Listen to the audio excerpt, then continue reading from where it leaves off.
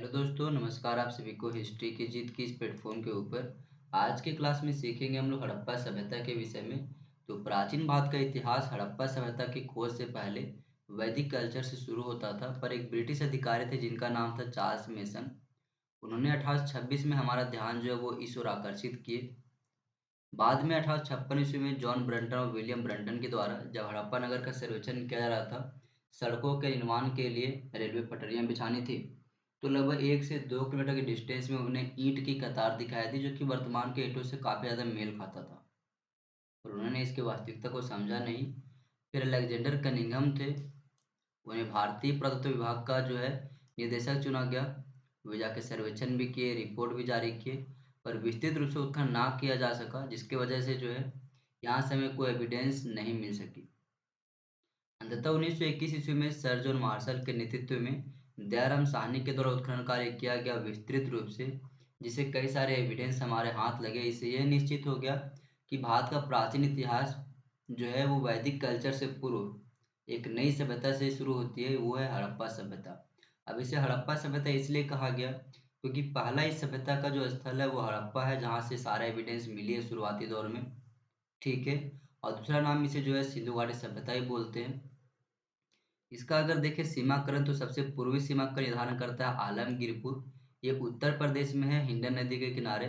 और पश्चिमी सीमा का निर्धारण करता है सुदका गेंडोर, ये दक्षिणी बलूचिस्तान में है, पाकिस्तान के वर्तमान में। ठीक है, दास नदी के किनारे। और उत्तरी सीमा का निर्धारण जो है वो आपका जम्मू कश्मीर में मांडा करता है, ये चिनाब नदी के किनारे। और दक्षिणी जो सीमा है वो दायमाबाद पड़ता है, वहाँ पे महाराष्ट्र में, वो निर्धारित करता है, और ये है परवरा नदी के किनारे। अब यहाँ से एग्जाम में प्रश्न बना था यूपी पीसीएस में प्रीलिम्स 2023 में कि हड़प्पा संस्कृति की पूर्वी सीमा निम्नलिखित में से किसके द्वारा इंगित की जाती है। 4 ऑप्शन थे, इसका सही जवाब था आलमगीरपुर, ऑप्शन नंबर सी। ठीक है। अगला प्रश्न पूछा गया था एमपीपीसी में जीएस पेपर 2017 में कि भारतीय पुरातत्व का जनक किसे कहा जाता है। तो इसका सही जवाब होगा Alexander Cunningham, option number A. ठीक है। हड़प्पा सभ्यता को अन्य कई नामों से जाना जाता है, जैसे कि सिंधु घाटी सभ्यता। अब सिंधु घाटी सभ्यता इसलिए कहा जाता है क्योंकि जब सिंधु नदी हमारे वो इस प्रकार से बहती है, और इसके कई सारे सहायक नदी हैं, जैसे कि झेलम हो गया, चेनाब हो गया, रावी हो गया, सतलज हो गया, ऐसे कई सारे सहायक नदियां हैं इसकी। और ये सभ्यता जो मेनली है, ये सभ्यता इसी एरिया में बसा हुआ है, मतलब कि सिंधु और उसके सहायक नदियों के किनारे। इस वजह से इसे सिंधु घाटी सभ्यता कहा जाता है, यानी कि इंडस वैली सिविलाइजेशन। इसे सरस्वती नदी घाटी सभ्यता भी कहा जाता है, और कांस्ययुगीन सभ्यता भी इसे कहा जाता है। कांस्ययुगीन सभ्यता इसे इसलिए कहा जाता है क्योंकि इसे जो हम लोग हैं वो प्रोटो हिस्टोरिक एज के अंतर्गत रखते हैं, क्योंकि यहाँ से जो भी हमें साक्ष्य मिली है, रिटन एविडेंस, आज तक हम उसे पढ़ नहीं सके। इस वजह से हम जो है इसको प्रोटो हिस्टोरिक एज में रखते हैं। और प्रोटो हिस्टोरिक एज में हम उसी चीज़ को रखते हैं जो लोगों के द्वारा पत्थरों के साथ साथ तांबे और टीनों का इस्तेमाल करना शुरू करते हैं। क्योंकि मेनली हिस्टोरी के हम लोग जो है हिस्ट्री को 3 पार्ट में बांटते हैं, प्रागैतिहासिक काल, आद्य ऐतिहासिक काल और ऐतिहासिक काल।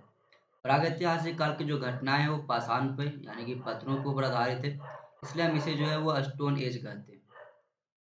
ठीक है, यहाँ पे हमें कोई रिटन एविडेंस नहीं मिला है, यहाँ पे हमें मेनली केवल जो है प्राकृतिक साक्ष्य मिले जिससे निर्धारित करते हैं। प्रोटो हिस्टोरिक एज जो है यहाँ पे हमें रिटन एविडेंस मिले पर नॉन रीडेबल है, पढ़ नहीं सके हैं। और यहाँ से भी हमें जो है प्राकृतिक साक्ष्य मिली है। ठीक है, यहाँ पे लोग क्या करते थे, तो पत्थरों के साथ तांबे का इस्तेमाल करना शुरू कर दिए थे, तांबे के साथ टीनों का इस्तेमाल करना शुरू कर दिए थे, इसलिए हम इसे कांस्ययुगीन सभ्यता कहते हैं। और हड़प्पा सभ्यता जो हमारा है वो इसी सभ्यता के अंतर्गत आता है, इसलिए इसे हम जो है कांस्ययुगीन सभ्यता भी कहते हैं। ठीक है। एक नगरीय सभ्यता के रूप में भी इसे चिन्हित किया जाता है, क्योंकि प्राचीन भारतीय इतिहास अगर पढ़े भारत का, तो पहला साक्ष्य नगर सभ्यता का जो हमारा है वो हड़प्पा ही देती है, क्योंकि बाद में जो वैदिक कल्चर आएगा वो एक ग्रामीण सभ्यता था। ठीक है। कुछ महत्वपूर्ण बातें, जैसे कि अफगानिस्तान में सिंधु घाटी सभ्यता के मात्र 2 स्थल थे, पहला सार्तगोई और दूसरा मुंडी गौक। ठीक है। सातगोई से नहरें द्वारा सिंचाई के साक्ष्य मिले हमें। सिंधु घाटी सभ्यता जो है वो मिस्र और मेसोपोटामिया, जो उस समय इसके पैरेलल में चल रही थी, उससे 12 गुना बड़ी थी ये। जबकि अगर मिस्र से कंपेरिजन करें तो 20 गुना बड़ी देखने को मिलती है हमें। आज़ादी से पूर्व यानी कि 15 अगस्त 1947 से पूर्व जितने भी स्थल खोजे गए सिंधु घाटी सभ्यता के, वे वर्तमान के पाकिस्तान में चले गए। भारत में केवल 2 ही बचे थे, वो थे एक रंगपुर जो कि गुजरात में, और दूसरा कोटला निंगाहा जो कि पंजाब के रोपड़ में। भारत का सबसे बड़ा स्थल जो है वो आपका राखीगढ़ी है हरियाणा में, और दूसरा सबसे बड़ा स्थल धौलावीरा है, वो है गुजरात में। ये सारी चीज़ें जो हैं वो भारत में आज़ादी के बाद खोजे गए। पिगट ने हड़प्पा संस्कृति में हड़प्पा को और मोहनजोदड़ो को सिंधु घाटी सभ्यता का जुड़वा राजधानी कहा है। बड़े नगर के रूप में अगर चिन्हित करें तो तीनों पर पाकिस्तान के अंतर्गत है आपका, वो है गनेडी वाला, हड़प्पा और मोहनजोदड़ो। ये बड़े नगरों के रूप में चिन्हित की जाती है। ठीक है। एसएससी सीएचएस के एग्जाम में 2023 में टायर 1 में पूछा गया था, जो कि 2 अगस्त 2023 का शिफ्ट 1 का क्वेश्चन है ये आपका, कि सिंधु घाटी सभ्यता डाइस युग की सभ्यता थी, चांदी, टीन, सोना या कांस्य। इसका डायरेक्टली आंसर था कांस्य युगीन सभ्यता, ऑप्शन नंबर डी। ठीक है। अगला आपका एनटीपीसी के एग्जाम में पूछा गया था कि सिंधु घाटी सभ्यता डाइस से संबंधित थी। इसका सही जवाब होगा कांस्य युगीन सभ्यता, ऑप्शन नंबर ए। अब देखो यहाँ से जो भी उत्खनन कार्य किए गए उसके एविडेंसों यानी कि कंकालों के आधार पर 4 प्रजातियों में इन्हें बांटा जाता है। पहला जो है वो है भूमध्य सागरीय, दूसरा अल्पाइन, तीसरा मंगोलियाड और चौथा आपका प्रोटो ऑस्ट्रेलैड। इसमें सबसे ज्यादा जो हमें एविडेंस मिला है वो है भूमध्य सागरीय। ठीक है। तो प्रश्न बनता है कि सिंधु घाटी सभ्यता के अधिकांश निवासी किस प्रजाति के थे। 4 ऑप्शन है, अल्पाइन, भूमध्य सागरीय, मंगोलियाड और निग्रोइड। इसका सही जवाब होगा ऑप्शन नंबर बी, भूमध्य सागरीय। ठीक है। अब जानते हैं हम लोग हड़प्पा सभ्यता के आर्थिक जीवन कैसी थी, व्यापारिक जीवन कैसी थी, इस विषय में। तो मेनली कृषि आधारित अर्थव्यवस्था थी, कृषि पे ये बेस्ड था। अधिशेष उत्पादन, सरप्लस उत्पादन भी हुआ करता था, जिन्हें वे बड़े बाजारों या फिर शहरों में बेचा करते थे। गेहूं, सरसों, चना, मटर, रागी ये प्रमुख फसलें थी इनकी। इन्हें चावल एवं बाजरे का ज्ञान नहीं था। ठीक है। लोथल से चावल के साक्ष्य मिले हैं, और रंगपुर से चावल की भूमि भूसी मिली है हमें। ठीक है। रंगपुर जो है आपका वो उत्तर हड़प्पा स्थल है, और सुर्तगोय जो कि अफगानिस्तान में है, अक्सस रिवर के किनारे, यहाँ से नहरों के साक्ष्य मिले हमें। धोलावीरा से जलाशय के साक्ष्य मिलते हैं हमें। और यह जो है वो पशु पालन भी करते थे, यानी कि हड़प्पा वासी पशुओं को भी पाला करते, जैसे कि गाय, भैंस, भेड़, बकरियां, खरगोश, कुत्ता, बिल्ली। ये इनके कुछ प्रिय पशु थे। यह ऊंट, घोड़ा और हाथी से परिचित नहीं थे। ये 3 प्रमुख चीजें, जैसे कि पहला ऊंट, दूसरा घोड़ा और तीसरा हाथी, ये इन चीजों से परिचित नहीं थे। विदेशी व्यापार भी इनका हुआ करता था। ठीक है। सारगोन सारगोन अभिलेख जो है, वहां से सिंधु घाटी सभ्यता को मिलुहा कहने का साक्ष्य मिला है। मिलुहा हाजा मतलब होता है मोर पक्षी के लिए प्रसिद्ध शब्द है आपका। ठीक है। सारगुन अभिलेख में कपास को सिड्डन कहा गया है। कपास के विषय में प्रथम खेती जो है भारत में हड़प्पा वासियों का देन है। कपास की खेती सबसे पहले भारत में ही की गई थी। ठीक है। दिलमुन जिसे बहरीन कहा गया और आखन जिसे ओमान कहा गया है, ये मध्यस्थ का कार्य किया करते थे व्यापारिक गतिविधियों में। ठीक है। मुद्रा व्यवस्था का प्रचलन नहीं था, यानी केवल यहाँ पे बाटर सिस्टम चलती थी, वस्तु विनिमय केवल प्रधान था। यह सोने व चांदी का प्रयोग किया करते थे, लोहे से परिचित ये नहीं थे। हड़प्पा वासी लोहे से परिचित नहीं थे। ये तांबे और टीन से बेहतर तरीके से परिचित थे, इस प्रकार से कांस्य युगीन सभ्यता के रूप में जाना जाता है भी है। बालाकोट जो कि पाकिस्तान में है, बालाकोट से शंख उद्योग के अवशेष मिलते हैं हमें। माप की दशमलव प्रणाली पर यह आधारित थी व्यवस्था, और भारत को नाविकों का देश भी कहा गया है। ठीक है। धार्मिक अस्तित्व के रूप में अगर बात करें कि इनकी धार्मिक जीवन किस प्रकार की थी, तो बहुदेववाद में भी विश्वास रखते थे, मूर्ति पूजा किया करते थे। मंदिरों के साक्ष्य हमें यहाँ पे कोई भी नहीं मिला है। अग्निकुंड भी प्राप्त हुआ है यज्ञ कर्मकांड को लेकर के। ठीक है। मातृ देवी की मूर्तियां मिलती हैं हमें। पशुपतिनाथ की मुहर प्राप्त होती है। इस मुहर पर बाघ, हाथी, बैल, गैंडा व हिरण के चित्र मिलते हैं, और सर जॉन मार्शल ने सर्वप्रथम इसे जो है पशुपतिनाथ का है। ठीक है। आत्मा की अमरता में विश्वास रखते थे। हड़प्पा से हमें स्वास्तिक के चिन्ह का भी प्रमाण मिली है, और लिंग पूजा, योनि पूजा, वृक्ष पूजा में ये विश्वास करते थे। बलि प्रथा का अनुमान भी देखने को मिला, जैसे कि चन्हुदड़ों की मुहर पर बलि के दृश्य देखने को मिलती है। वृक्ष, पशु, सांप, पक्षी आदि की भी पूजा किया करते थे। सूर्य पूजा भी किया करते थे। ठीक है। पुनर्जन्म विश्वास करते थे, 3 तरह के दाह संस्कार हुआ करते थे इनमें। और हड़प्पा से एक मृण मूर्ति में के गर्भ से एक पौधा निकलना दिखाया गया है, जो कि उर्वरता की देवी के रूप में चिन्हित की जा सकती है। अब सामाजिक जीवन के रूप में अगर बात करें, तो मातृ सत्तात्मक व्यवस्था पे ये आधारित था। संभवतः समाज जो है वो 4 वर्गों से विभाजित थी। पहला पुरोहित वर्ग, दूसरा व्यापारी वर्ग, तीसरा किसान और चौथा श्रमिक वर्ग। बड़ी मात्रा में हमें देवी मातृ यानी कि मातृ देवी की मूर्तियां भी मिली है यहाँ से। और ऐसा माना जाता है कि ये जो थे वो शांतप्रिय लोग थे। युद्ध में विश्वास नहीं करते थे, युद्ध वगैरह ये नहीं करते थे, क्योंकि अत्यंत कम मात्रा में यहाँ पे हमें हथियार देखने को मिला है। पुरुषों एवं महिलाओं श्रृंगार करते थे एवं जवाहरत भी पहनते थे। ठीक है। लोग शाकाहारी के साथ साथ मांसाहारी जीवन भी व्यतीत कर रहे थे। शतरंज एवं मुर्गी की लड़ाई इनके प्रिय खेल के रूप में जाना जाता है। अंतिम संस्कार के तीनों विधियों में प्रचलन में था। पूर्ण स्वाधान भी था, आंशिक स्वाधान भी था और दाह संस्कार भी था। यह आत्मा और पुनर्जागरण में विश्वास करते थे। और लोथल से हमें 3 व कालीबंगा से एक युग्मित स्वाधान भी देखने को मिला है। ठीक है। अब बात करते हैं इनकी नगर नियोजन के बारे में। तो उत्कृष्ट नगर नियोजन थी, अच्छी प्रकार की थी, जो कि सिंधु घाटी के समकालीन सभ्यताओं, चाहे वो मिस्र हो या फिर मेसोपोटामिया हो या फिर चाइनीज सभ्यता, वहां से ऐसी हमें चीजें जानकारी नहीं मिलती है। नगर ग्रिड पद्धति पर आधारित थे, अर्थात कहे तो शतरंज के बोर्ड की तरह सभी नगरों को बसाया गया था। सभी मार्ग जो है वो समकोण पर काटते थे। ठीक है। सबसे चौड़ी सड़कें जो 34 फीट की मिलती है हमें, जो संभवतः ऐसा माना जाता है कि ये सबसे ज्यादा बड़ा राजमार्ग रहा होगा। घरों में उत्कृष्ट नाली व्यवस्था भी थी, जल निकासी के लिए करके। ठीक है। तो ड्रेनेज सिस्टम अच्छा था इनका। बड़ी नालियों को ढक करके रखा जाता था। भवन के अंदर सामान्यतः 3 या फिर 4 कक्ष हुआ करते थे। रसोई घर था, एक विद्यालय था, स्नानागार था, कुआं था। कालीबंगा से अलंकृत ईंटें प्राप्त होती है। कच्ची व पक्की ईंटों का प्रमाण भी हमें मिलता है यहाँ पे। और ईंट का आकार जो जनरली देखा गया है वो 1:2:4, जो कि वर्तमान का रेशियो है ईंट का, सेम उसी प्रकार का ईंट वहां से भी देखने को मिला है हमें। कालीबंगा से लकड़ी के नालियों के साक्ष्य मिले हैं। नगर 2 भागों में बटी हुई थी। जैसे पहला नगर था दुर्गीकृत, ऐसा माना था कि यहाँ पे उच्च वर्ग के लोग निवास किया करते थे। और दूसरा नगर जो था वो आपका सामान्य नगर था, यानी कि भाग कहा गया इसे। यहाँ पे मजदूर, कारीगर, व्यापारी आदि निवास किया करते थे। अब प्रश्न आता है कि इतना होने के बावजूद भी सिंधु घाटी सभ्यता का पतन क्यों हुआ।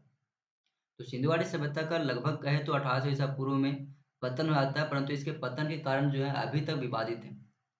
अलग अलग लोगों ने अलग अलग रूप से अपना अपना राय दिया है। जैसे कुछ गार्डन चार्ट और व्हीलर के अनुसार अगर देखें, तो इन्होंने कहा कि आर्यों के आक्रमण हुआ भारत के ऊपर। ठीक है। जिस वजह से जो है हड़प्पावासी का मृत्यु हो गया। और आर्यों के आक्रमण के बाद यहाँ पे वैदिक कल्चर का शुरुआत होती है। फिर रंगनाथ राव और सर जॉन मार्शल कहते हैं कि नहीं, बाढ़ की वजह से हुआ, अत्यधिक मात्रा में बाढ़ आई, इसकी वजह से सभ्यता मिट गई। लॉम्ब्रिक जो है वो कहते हैं सिंधु नदी के मार्ग में परिवर्तन हो गया था। जबकि आरस्टैन और अमलानाथ घोष जो है वो जलवायु परिवर्तन को मानते हैं। ठीक है। जॉन मार्शल जो है वो प्रशासनिक शिथिलता को मानते हैं। तो इस प्रकार से कई सारे इनके जो है कारण बताए जाते हैं इनके पतन को लेकर के। अब हमारे एग्जाम में कुछ प्रमुख स्थलों के विषय में जानकारी मिलती है दोस्तों, जहाँ से प्रश्न बनता है। तो सबसे पहले बात करते हैं हड़प्पा के विषय में। तो यदि हड़प्पा की बात करें, तो पाकिस्तान के पंजाब में मांटगोमरी जिले में यह स्थित है। ठीक है। वर्तमान में अगर कहें तो ये पाकिस्तान के साहिवाला जिला में है। ये जो है वो रावी नदी के किनारे बसा हुआ है। इसका उत्खनन कार्य 1921 में दयाराम साहनी के द्वारा किया गया। फिर बाद में जो है 1926 में एम एस वक्त के द्वारा और 1946 में आर एम व्हीलर के द्वारा इसका उत्खनन कार्य किया गया। ठीक है। रावी नदी के तट पर श्रमिकों के आवास एवं अन्नागार भी मिले जब उत्खनन कार्य किया गया। तो इसके साथ साथ यहाँ पे जो हमें एविडेंस मिली है वो है 6-6 की कतार में धान्य कोठार, तांबे का इक्का गाड़ी, नर्तकी की मूर्ति मिली है जो कि चूना पत्थर का बना हुआ था। R37 कब्रिस्तान मिला है, जो कि एक शव को ताबूत में दफनाया गया और इसे विदेशी का कब्र भी कहा गया। ठीक है। कांस्य का दर्पण मिला है, मछुआरे का चित्र मिला है, धोती पहना हुआ एक मूर्ति मिला है। ठीक है। तो ये कुछ प्रमुख चीजें हैं जो यहाँ से हमें मिली है ना। अब बात करते हैं मोहनजोदड़ो के विषय में। तो मोहनजोदड़ो जो है वो पाकिस्तान के सिंध प्रांत में लरकाना जिले में अवस्थित है। नदी कौन सी है, तो सिंधु नदी के किनारे ही अवस्थित है। इसका उत्खनन कार्य राखल दास बनर्जी के द्वारा 1922 ईस्वी में किया गया था। मोहनजोदड़ो का शाब्दिक अर्थ होता है मृतकों का टीला, सिंधी भाषा में। अब ऐसा कहना भी उचित है क्योंकि वहां पे जब उत्खनन कार्य किया जा रहा था तो अत्यधिक मात्रा में हमें कंकाल भी मिले हैं वहाँ पे। ठीक है, यहाँ पे क्या क्या साक्ष्य मिले हैं? तो पहली बात कि विशाल स्नानागार मिला है। अगर विशाल स्नानागार के विशेषताओं के ऊपर बात करें कि इनमें क्या क्या विशेषताएं थी, तो पहला विशेषता तो यही था कि 39 फीट लंबा था, 23 फीट चौड़ा था और 8 फीट जो है गड्ढा था। ठीक है, इसके उत्तर व दक्षिण में सीढ़ियां बनी हुई हैं। इसमें बिटुमिन्स का लेप किया गया था और इसके उत्तर दिशा में 6 वस्त्र बदलने के कक्ष भी बने हुए थे। 3 तरफ बरामदे थे और बरामदे के पीछे कई कक्ष बने हुए थे। ठीक है, जलापूर्ति के लिए एक कुआं भी बनी हुई थी। ठीक है, सीढ़ियों के साक्ष्य भी मिले हैं। प्रथम तल्ला जो था उस पे संभवतः पुरोहित रहते होंगे और संभवतः यहाँ धार्मिक अनुष्ठानों का आयोजन किया जाता रहा होगा, ऐसा अनुमान लगाया गया है। सर जॉन मार्शल ने इसे तत्कालीन समय के आश्चर्यजनक इमारत के रूप में चिन्हित किया है। दूसरी बात की विशाल अन्नागार भी देखने को मिला, महाविद्यालय का भी साक्ष्य मिला है, सूती कपड़े का साक्ष्य मिला है, हाथी का कपाल खंड मिला है, नर्तकी की मूर्ति मिली है और ये नर्तकी की जो मूर्ति है वो धातु की बनी हुई है। ये मूर्ति की विशेषता अगर देखें तो नग्न अवस्था में है और इसने एक हाथ में चूड़ियां भी पहनी हुई है। पुरोहित मिला है यानी कि राजा की मूर्ति मिली है हमें। ठीक है, जो कि शॉल ओढ़ा हुआ है। आगे बात करें तो यहाँ से मेसोपोटामिया की मुहरें भी देखने को हमें मिलती है। अब बात करते हैं लोथल के विषय में। यदि हम लोथल के विषय में बात करें तो ये आपका गुजरात में अवस्थित है, भोगवा नदी के किनारे। ठीक है, और इसका उत्खनन कार्य जो है वो एस आर राव यानी कि रंगनाथ राव के द्वारा किया जाता है 1957 ईस्वी में। 1957 में की जाती है इसका उत्खनन कार्य और यह एक व्यापारिक नगर के रूप में चिन्हित किया गया है। यहाँ से गोदीवाड़ा जिसे डॉकयार्ड कहते हैं इसका साक्ष्य मिलता है, जो कि यह एक सिंधु घाटी सभ्यता की सबसे बड़ी कृति के रूप में माना जाता है। और मन के बनाने के कारखाना मिले हैं, चावल के साक्ष्य मिले हैं, फारस की मुहर जो कि गोलाकार पदनुमा में था, घोड़े की मृण मूर्ति मिली है, चक्की के 2 पार्ट मिले हैं, घरों के दरवाजे मुख्य मार्ग पर खुलते हैं और ये जो है बेसिकली वो एकमात्र स्थल है जहाँ पे देखा गया कि डायरेक्टली मार्ग की ओर रास्ते के रूप में यानी कि रास्ते में डायरेक्टली जिसका दरवाजा बना हो वो है लोथल। ठीक है, छोटे से दिशा सूचक भी मिला है यहाँ से हमें। अब हम बात करते हैं सुरकोटड़ा का। अगर हम सुरकोटड़ा की बात करें तो ये गुजरात में है आपका। यहाँ से हमें जो है घोड़े की हड्डियाँ मिली है और घोड़े की हड्डियाँ के साथ साथ जो है एक अनोखा कब्रगाह मिला है, शॉपिंग कॉम्प्लेक्स मिली है और इसका खोज जो है 1964 में जेपी जोशी के द्वारा किया गया था। ये सिंधुवाड़ी सभ्यता के लोगों को घोड़े का ज्ञान नहीं था। भले ही यहाँ पे घोड़े की हड्डियाँ मिली हैं, भले लोग यहाँ पे जो है घोड़े का नहीं जानते थे, इस बात को ध्यान रखना है। ठीक है, तो सुरकोटड़ा से घोड़े की हड्डियां तो मिली है पर लोगों को इसके बारे में कोई भी ज्ञान नहीं था, ये इसका इस्तेमाल नहीं करते थे। अगला है कुनाल, ये हरियाणा में है। यहाँ से चांदी के 2 मुकुट मिले हैं। रोजदी, ये गुजरात में है, यहाँ से हाथी के साक्ष्य मिले हैं। रोपड़, रोपड़ जो है वो पंजाब में है, यहाँ से मनुष्य के साथ कुत्ते को दफनाने का साक्ष्य मिला है। अब हम बात करते हैं धोलावीरा के विषय में। ये आपका गुजरात में है, कच्छ जिला में पड़ता है आपका ये। ठीक है, धोलावीरा के विषय में अगर हम बात करें तो देखो है यह सबसे नवीन नगर के रूप में चिन्हित किया गया है जिसका उत्खनन किया गया था। ठीक है, किसका द्वारा किया गया था? तो रविंद्र सिंह बिष्ट के द्वारा, जिसे हम लोग आर एस बिष्ट भी कहते हैं, उसके द्वारा 1990 में इसका उत्खनन कार्य किया गया। कृत्रिम जलाशय के साक्ष्य मिले हैं, संभवतः नहरों के माध्यम से खेती करते होंगे, ऐसा जानकारी यहाँ से मिलता है। ठीक है, आगे बात करें तो यह नगर 3 भागों में बटा हुआ था। स्टेडियम मिला यहाँ पे हमें, सूचना पट मिली है। ये सूचना पट जो है वो चित्राक्षर लिपि में है, जो कि हमें जानकारी देता है साहित्य के बारे में, शिक्षा के बारे में कि लोग शिक्षित थे हड़प्पावासी। भले ही हम उसके लिखे हुए शब्दों को आज तक नहीं पढ़ सके पर ऐसा माना जाता है कि हड़प्पावासी शिक्षित थे। ठीक है, खेल का मैदान मिला है, सिंधु लिपि के 10 बड़े चिन्हों से निर्मित शिलालेख भी हमें यहाँ पे मिलती है। ठीक है,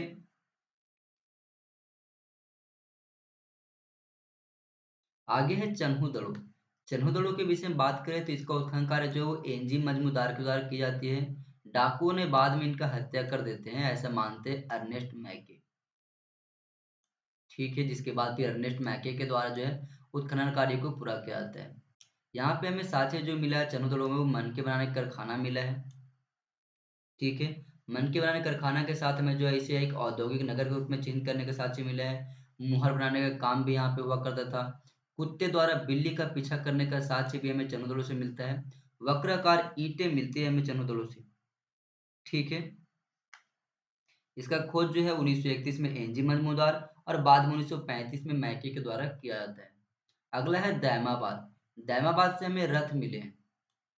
ठीक है। इसके अलावा कालीबंगा भी है। कालीबंगा की बात करें तो कालीबंगा जो आपको उसका खोज 1953 में अमलानाथ घोष के द्वारा किया गया था और 1960 में बीबी लाल और बीके थापर के द्वारा।